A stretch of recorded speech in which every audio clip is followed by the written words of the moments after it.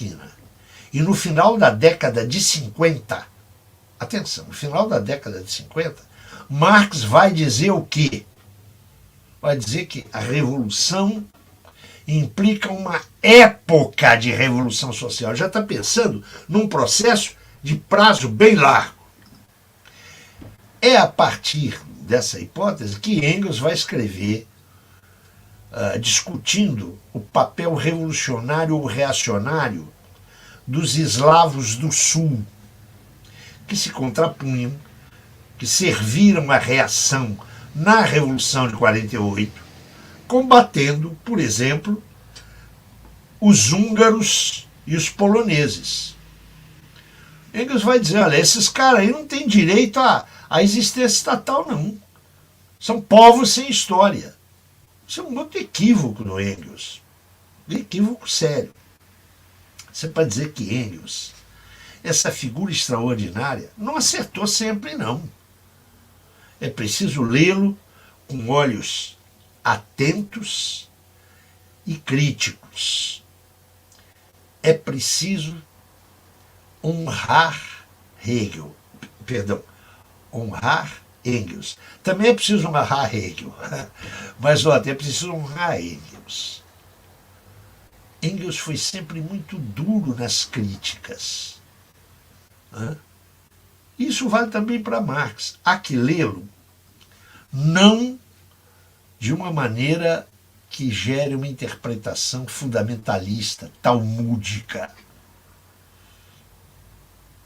É preciso lê-los com um olhar crítico.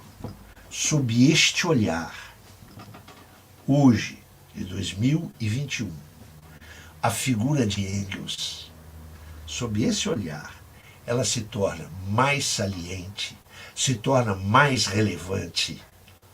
E a gente compreende que só sua modéstia e a sua generosidade foram capazes de ele assumir a condição de segundo violino. Ele disse, eu tive à minha frente um violino exemplar. Ele não, mas nós devemos completar que esse segundo violino foi também absolutamente ímpar e absolutamente exemplar. Muito obrigado.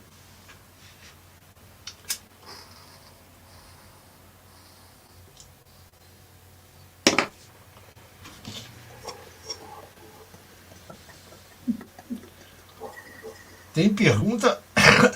São essas 10 aqui, é isso? São, Zé Paulo. Olha, eu vou responder. É possível? Claro. Da 8, claro. Da 9 e da 10. Opa, tem a 10ª aqui que é do Aguiar. Deixa eu já matar, porque aí eu fico só com 7. Olha, eu peço desculpas a vocês por duas coisas. Pela brevidade do tempo que me obrigou a simplificar muito o que eu tinha aqui a dizer para vocês. Essa é a primeira coisa. Eu espero ter sido claro. Eu tentei ser simples, mas sem ser simplista. E espero que a gente possa ter no futuro outros encontros para discutir mais isso. Isso é uma coisa. As perguntas, eu vou respondê-las telegraficamente. Até porque eu quero dizer para vocês que vocês certamente se cansaram. Nós estamos a 2h30, é isso? Zé, 2h e vão chegar assim 2h10. 2h10. Vocês devem estar cansados aí, sentados ouvindo aqui essa blá blá blá. Eu quero dizer que eu, aos 74 anos, vacinado, porém com comorbidades, algumas graves, estou mais cansado ainda. Vamos lá. O que o... É a última pergunta do Aguiar. Se Engels estivesse vivo e jovem, o que ele daria? Certamente daria ênfase ou mudaria, se mudaria. Ô Aguiar, se eu nunca sei. O que eu posso te dizer é que, independentemente do neoliberalismo, do que você chama neofascismo brasileiro, eu acho que o fascismo no Brasil não é nada neo, ele é muito velho, muito velho. É só ler Plínio Salgado. O que eu quero dizer é o seguinte, Eu não sei o que ele faria. Mas eu sei o que ele fez. Ele deu exemplos disso. Não é? Até um exemplo muito discutido. Em 1895, meses antes de falecer, ele reeditou um texto do Marx, lá do início dos anos 50. Um texto do Marx chamado As Lutas de Classe na França, 1848 e 1850. Isso estava esgotado e o Engels reeditou isso. E escreveu depende da tradução, uma introdução, um prefácio. É o prefácio de 1895, meses antes de morrer. Esse prefácio é pau de polêmica.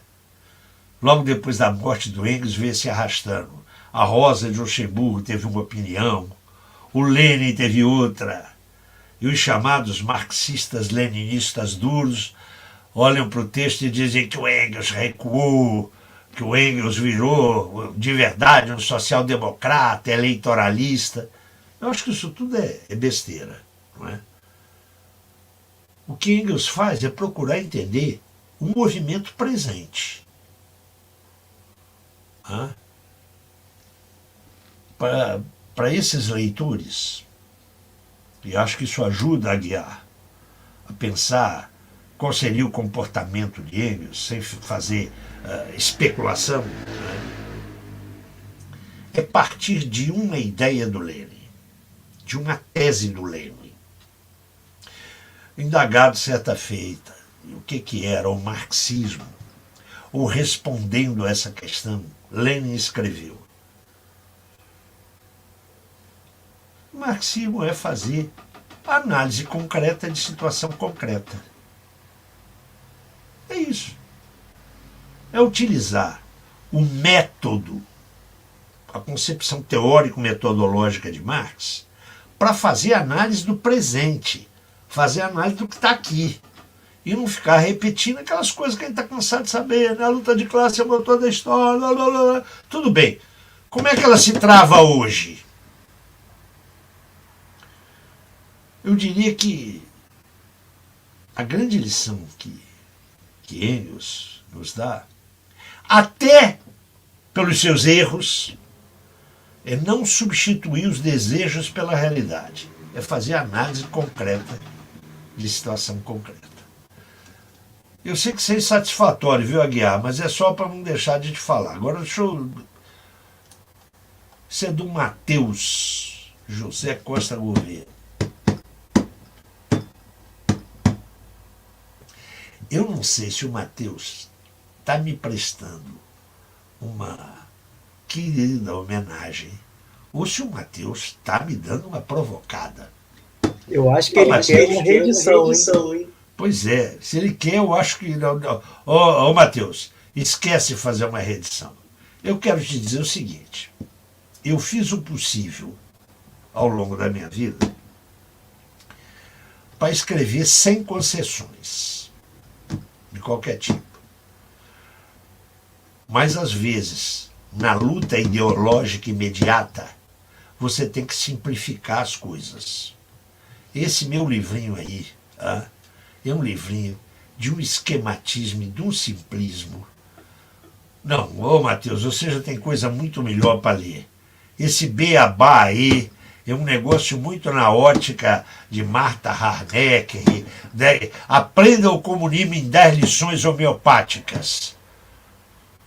Obrigado se foi uma homenagem, Matheus. Se foi uma saudável provocação, eu não acho oportuno, te respondo, eu não acho oportuno uma reedição disso. E em vez de escrever um prefácio, a gente teria que escrever um livro novo. Zé Paulo, foi de 87, foi? Foi. É porque eu tenho esse livro.